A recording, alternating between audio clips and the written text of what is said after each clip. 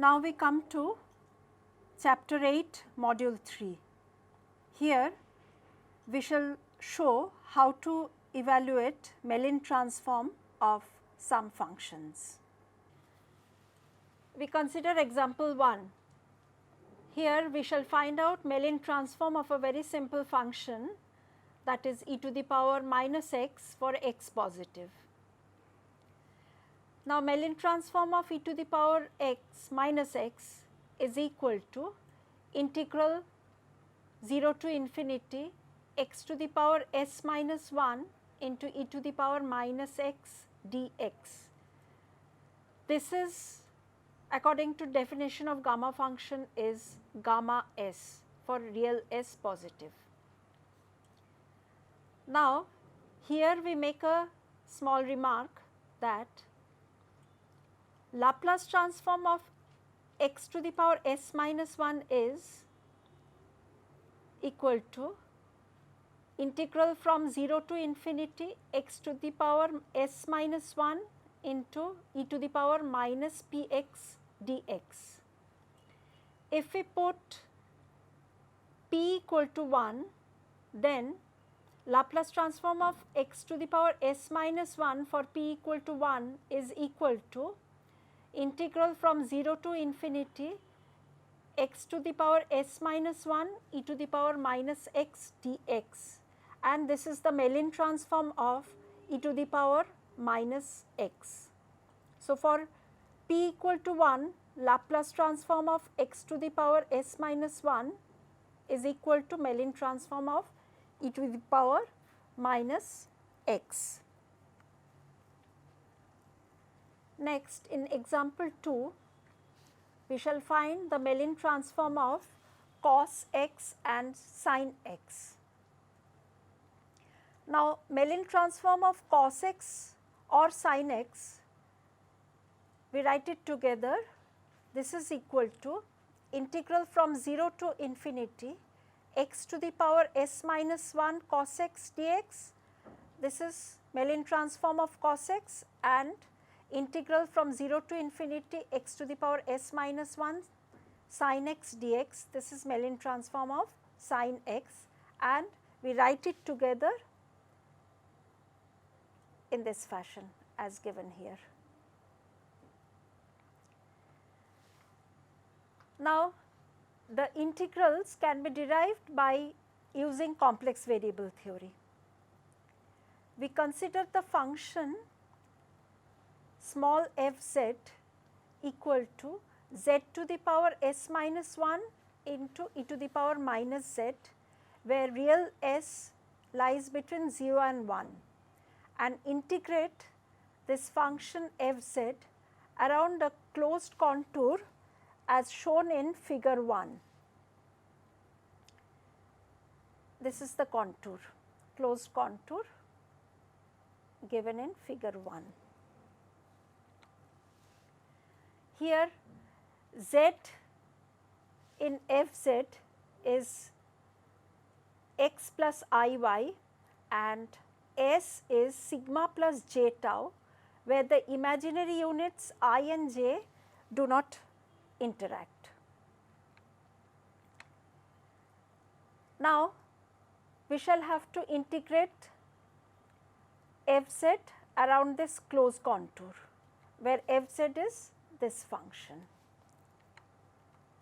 As there is no singularity of the function z to the power s minus 1 into e to the power minus z, which is the integrand, inside the contour in the first quadrant of complex z plane formed by the arcs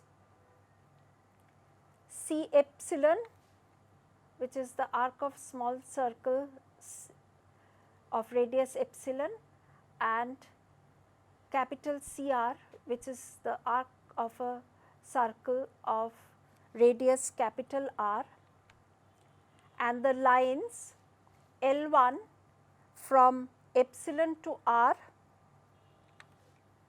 This is the line from epsilon to R, and the line L2 from IR to I epsilon. This is the line L2. and then we make epsilon tend to 0 and capital R tend to infinity. So, if we perform the integration of this function around this closed contour, then this gives integral along L1, that is on the line epsilon to R, then along capital CR, then along IR to I epsilon, then along capital C small epsilon. So that we get epsilon to R x to the power s minus 1 e to the power minus x dx plus CR z to the power s minus 1 e to the power minus e to the power z minus I to the power s epsilon to capital R y to the power s minus 1 e to the power minus I y dy plus integral over C epsilon z to the power s minus 1 e to the power minus z dz, and this is equal to 0 since the integrand does not have any singularity inside the contour. And integral over the line L1 is along the real axis, real z line. So, here we put z equal to x, and the integral over the line IR to epsilon can be simplified to write it in this form.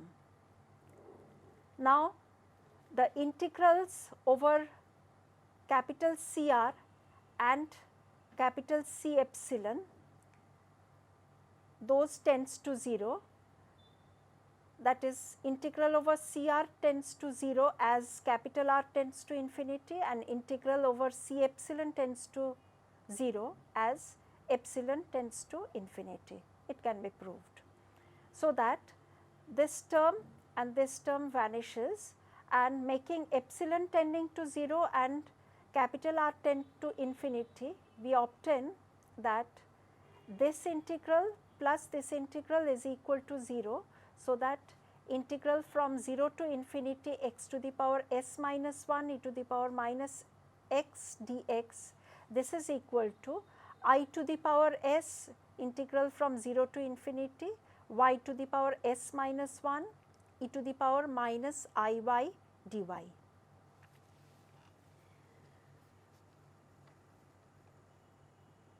The integral from 0 to infinity y to the power s minus 1 e to the power minus I y dy, it can be proved to be equal to I to the power minus s gamma s by simple manipulation, and this is equal to e to the power minus I s pi by 2 into gamma s.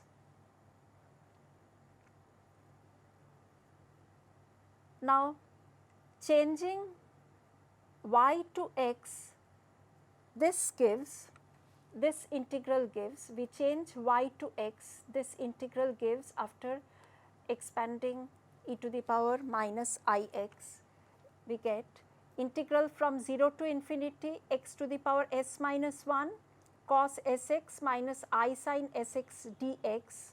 This is equal to the right hand side, this, that is cos s pi by 2 minus I sin s pi by 2 into gamma s. Now, equating the real and imaginary parts with respect to I, we find that integral from 0 to infinity x to the power s minus 1 cos s x is equal to cos s pi by 2 into gamma s, and equating the imaginary part, we get integral from 0 to infinity x to the power s minus 1 sin s x equal to sin pi s by 2 gamma s, where real s lies in the interval 0 to 1. Now, this integral is the Mellin transform of cos Sx, and this integral is the Mellin transform of sin Sx. So that we can write Mellin transform of cos Sx equal to gamma s into cos pi s by 2, and Mellin transform of sin x is equal to gamma s into sin pi s by 2, for both of which real s lies in the interval 0 to 1. We have evaluated Mellin transform of some simple functions, that is e to the power minus x and cos x and sin x. Mellin transform of e to the power minus x, this we have seen is same as Laplace transform of x to the power s minus 1 for p equal to 1. Also, we have used complex variable theory to obtain Mellin transform of cos x and sin x. We shall consider few more examples of a bit complicated functions. In example 3, we shall find Mellin transform of 1 by 1 plus x. The Mellin transform of 1 by 1 plus x is defined as integral from 0 to infinity x to the power s minus 1 divided by 1 plus x dx.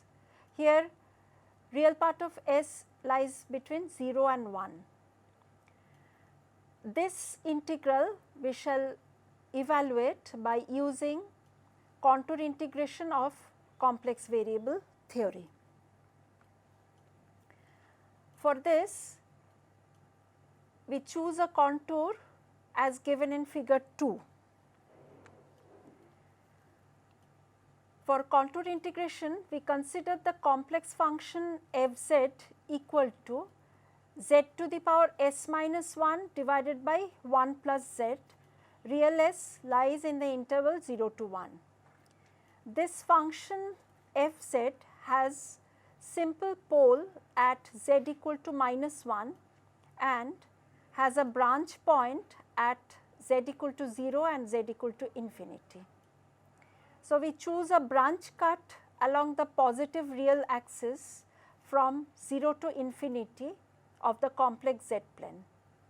Inside this cut plane, we consider closed contour as shown in figure 2. Here the branch cut is from 0 to infinity. In this contour, capital CR is the circle of radius capital R and capital C epsilon is the circle of radius epsilon, two circles being punctured along the real axis. The outer circle is of radius capital R and inner circle is of radius epsilon. Now, there is a singularity of fz inside this closed contour in form of a pole at z equal to minus 1. Thus, if we perform the contour integration along this contour, then we have integral along C capital R plus integral along C epsilon plus integral along epsilon to R plus integral along R to epsilon fz dz. This is equal to twice pi I residue of fz at z equal to minus 1 by Cauchy theorem, where the integral from epsilon to R, this integral, this is performed along this line above the real axis, and the integral from R to epsilon, that is this integral, is taken just below the real axis, that is along this line.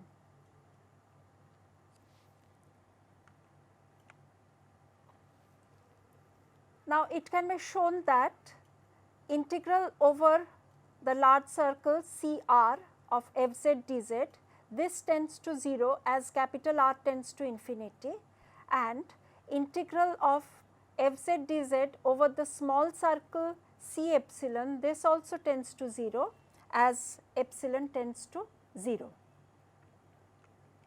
So that integral over CR vanishes, integral over C epsilon vanishes. So, we have integral from epsilon to R plus integral from R to epsilon equal to twice pi I into residue of fz at z equal to minus 1. Now, the integral of fz from the line epsilon to R, that is above the real axis, this is equal to integral from epsilon to R x to the power s minus 1 by 1 plus x dx as R tends to infinity and epsilon tends to 0. Here on this line above the real axis, argument of z is 0. So, that z equal to mod x e to the power I 0, this we have used, and the integral from R to epsilon fz dz, that is integral over the line below the real axis. On this line, argument of z is twice pi, so that z is equal to mod x e to the power twice pi I.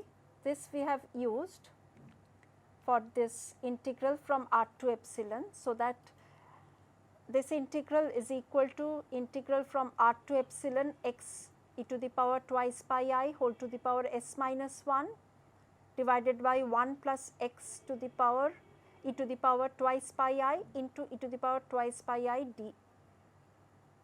dx. This tends to e to the power twice pi I s integral from 0 to infinity x to the power s minus 1 divided by 1 plus x dx as R tends to infinity and epsilon tends to 0. Now, we calculate the residue of fz at z equal to minus 1, which is given by limit z tend to minus 1 z plus 1 into z to the power s minus 1 by 1 plus z, which can be calculated to be equal to minus e to the power pi I s. Now, we substitute all these results here to obtain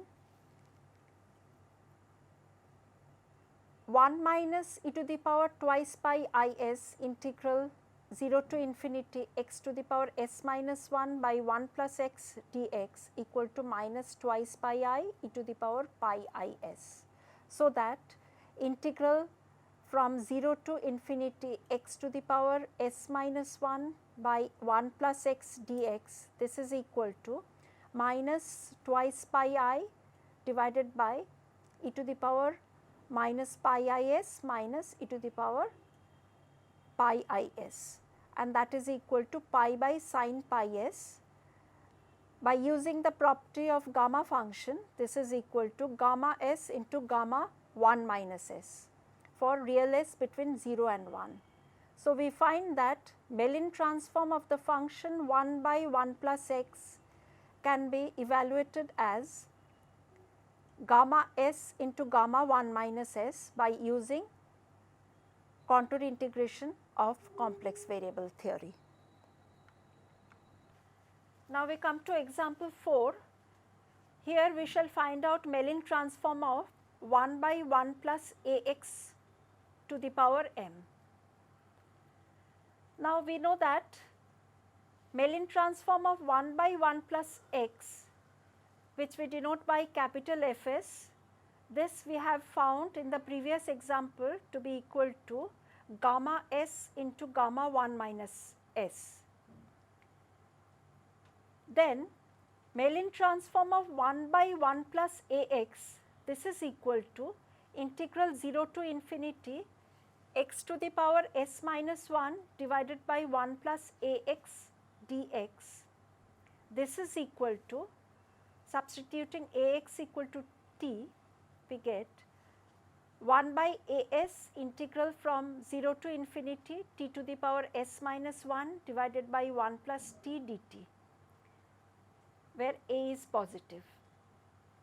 And this is equal to, we have found out the Mellin transform of 1 by 1 plus t as gamma s into gamma 1 minus s. So, that this is equal to capital Fs by a to the power s, which is equal to gamma s into gamma 1 minus s divided by a to the power s, where real s lies in the interval 0 and 1.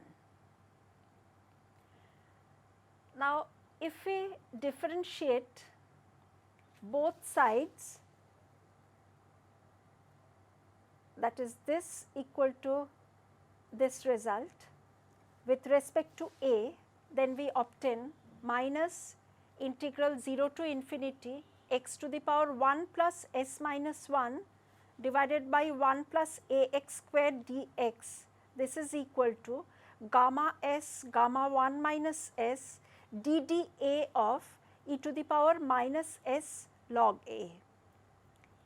This is simple to obtain, and this is equal to gamma s gamma 1 minus s e to the power minus s log A into minus s by A after performing ddA, which can be simplified to be equal to minus s gamma s into gamma 1 minus s by a to the power s plus 1.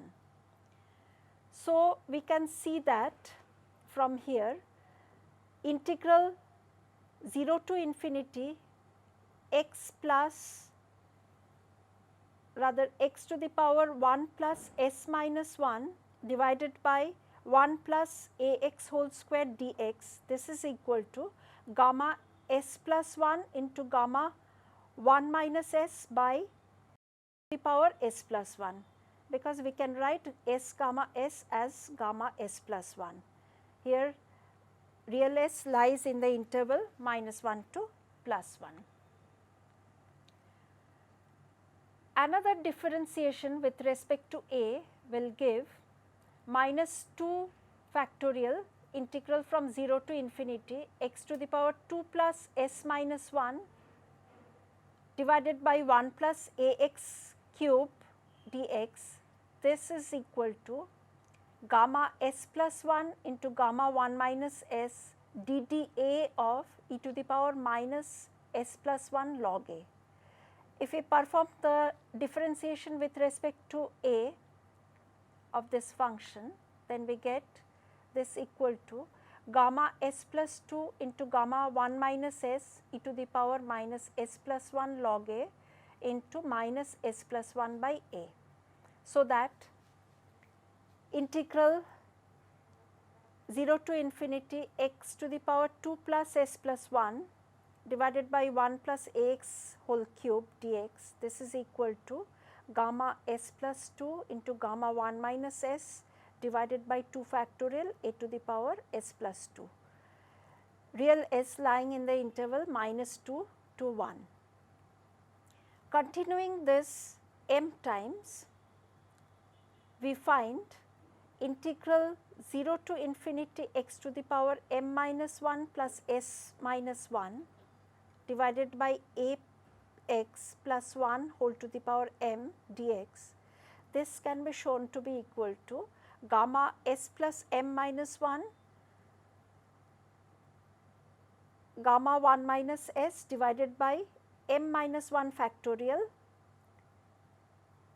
a to the power s plus m minus 1, where minus m minus 1 lying less than equal to real s less than 1. Now, if we substitute m minus 1 plus s equal to s dash, that is m minus 1 plus s equal to s dash, here we substitute, then we obtain integral from 0 to infinity x to the power s dash minus 1 divided by 1 plus ax whole to the power m dx. This is equal to gamma s dash gamma m minus s dash divided by gamma m a to the power s dash, where minus m minus 1 less than minus m minus 1 plus real s dash less than 1. So that writing s in place of s dash, we obtain integral from 0 to infinity x to the power s minus 1 divided by 1 plus ax to the power m dx. This is equal to gamma s gamma m minus s by gamma m into a to the power s for 0 less than real s less than m. So that Mellin transform of the function 1 by 1 plus ax to the power m is equal to gamma s gamma m minus s by gamma m a to the power s. So, in module 3 of chapter 8, we have learnt about Mellin transform and its derivation and also its inverse transform. Next, we have learned some properties of Mellin transform, and we have also learned how to find out Mellin transform of some functions through some examples. One point we may note here that like Laplace transform, Mellin transform has also been derived from Fourier integral theorem. So, Fourier transform is the mother transform from which Laplace transform and Mellin transforms are derived. So, with this we conclude chapter 8.